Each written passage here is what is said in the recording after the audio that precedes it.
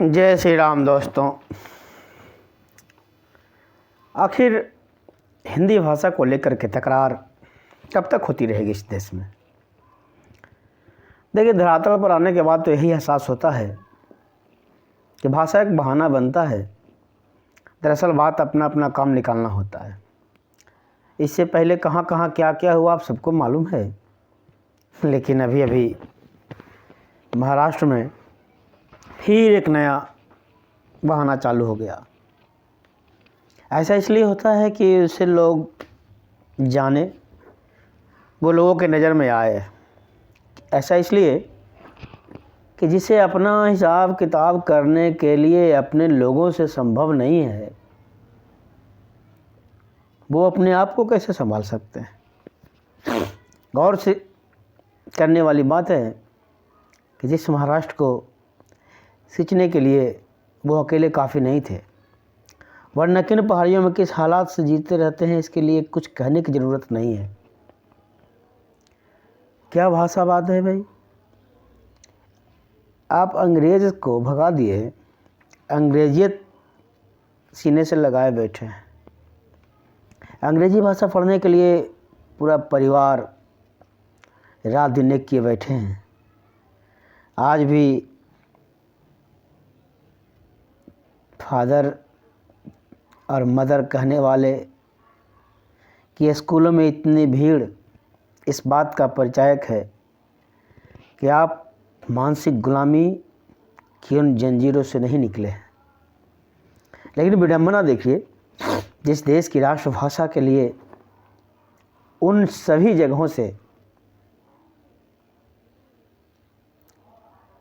हिंदी भाषा के लिए लोग आगे आए और अपनी अपनी बातों को मुखरबंदी से रखे, वहीं के लोग आज कुछ दो कौड़ी के बात निकाल करके ऐसे दिखाते हैं जैसे मानो वो कर्णधार हैं किसी के।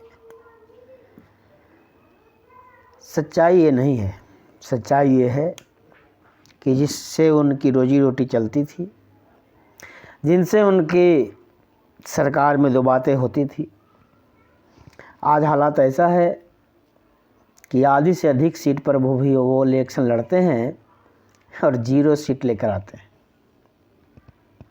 और जिनकी बात करते हैं वही उन्हें नकार दिया है। और उन्हें मालूम है कि उनके साथ कुछ करने के बाद शायद कुछ फ़ायदा हो ना हो, इनके साथ ऐसा बर्ताव करने से शायद कुछ फ़ायदा हो, लेकिन ये तथ्य आप सब जानते हैं, उन्हें अब कोई फ़ायदा होने वाला नहीं है।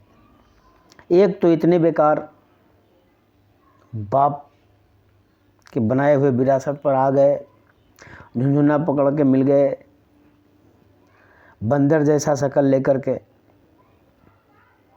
अब दोनों भाई मिलकर के आने वाले हैं कि मैं इस पर आंदोलन करूंगा। आप तो सब जानते हैं, ठाकरे ठाकरे ठाकरे। तो ठाकरे नाम बनाने वाले ने जितना इसके लिए संघर्ष किया था, उसके अंदर दिल में एक विचार थी।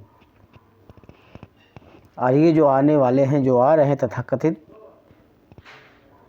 इतने गिरे हुए हैं कि इनकी अगर ग्राफ देखोगे, वहाँ 9, 2014, 2019, 2024 में तो 9 के बाद 9 में तो 13 सीट आई थी, 5% वोट मिला था, 5.71। 14 में 1 सीट 3.15। 19 में 1 सीट। और अफसोस की बात है, लड़ते हैं कितने सीटों पर। 9 में 143 सीट पर लड़े, 14 में 219 सीट पर लड़े, 19 में 101 सीट पर लड़े, और 2024 में 125 सीट पर लड़े और सीट 0 आया। तो बात यहाँ आकर रुकती है, भाषा का तो एक बहाना है। और ये नहीं जानते जिस दिन पलटवार हुई तो न जाने इनके अंजाम क्या होगी, क्योंकि ये वो उसी के पास जाते हैं जहाँ पर इनकी दाल गल सके। वरना पूरा महाराष्ट्र हिंदी वासियों से ही फल फूल रहा है, और हिंदी वासियों के दम पर ही आज विश्व में अपना नाम कर रहा है। वाह, सबसे बड़ा उद्योग हिंदुस्तान का फिल्म उद्योग हिंदी में। सारी कल कारखाने में काम करने वाले आधे से ज़्यादा बोलने वाले हिंदी में, आधी से ज़्यादा दुकानदार हिंदी में, आधी से ज़्यादा कर्मचारी बोलने वाले हिंदी में, या खुद जिन्होंने अपनी भाषा का प्रचार प्रसार में जो झगड़ा किया वो न्यूज़ में आता है तो बोलता है हिंदी में। पूरा हिंदुस्तान का न्यूज़ चलता है हिंदी में, हर काम होता है हिंदी में। किसी को अपना सामान बेचना हो तो सीखते हैं लोग बोलने के लिए हिंदी में, जैसे प्रयोजन मूलक, यानी इसे प्रयोजनार्थ बना के रख दिया है। याद रखना, अगर अपनी पहचान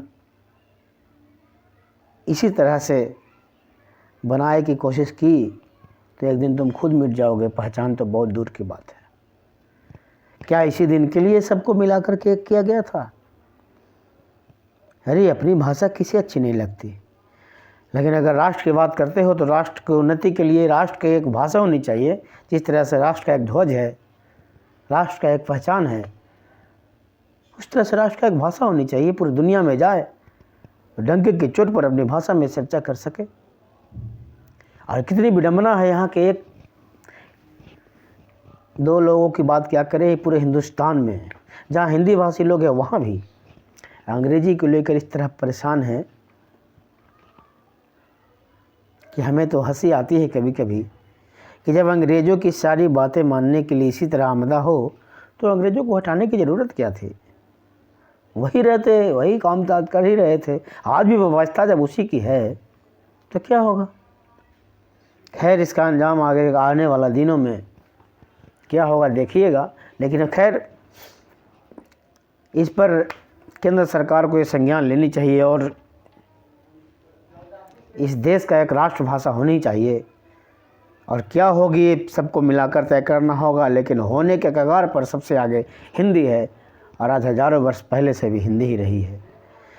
क्रांतियों को आगे बढ़ाने के लिए, क्रांतिकारियों को एक मिलाने के लिए भी हिंदी भाषा का प्रयोग ही किया गया था।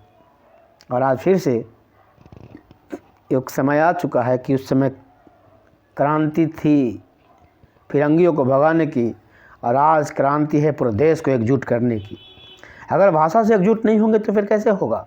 इसलिए केंद्र सरकार को चाहिए कि अब जल्द से जल्द इस देश में एक राष्ट्रीय भाषा को मान्यता दी जाए।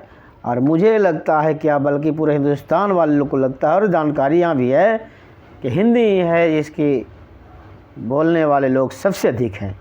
इस कतार में हिंदी सबसे आगे है और हिंदी कोई राष्ट्रभाषा होनी चाहिए, ताकि इन चमन च्युतियों को समझ में आ जाए कि हिंदी के क्या ओहदा है। जय हिंद, जय भारत।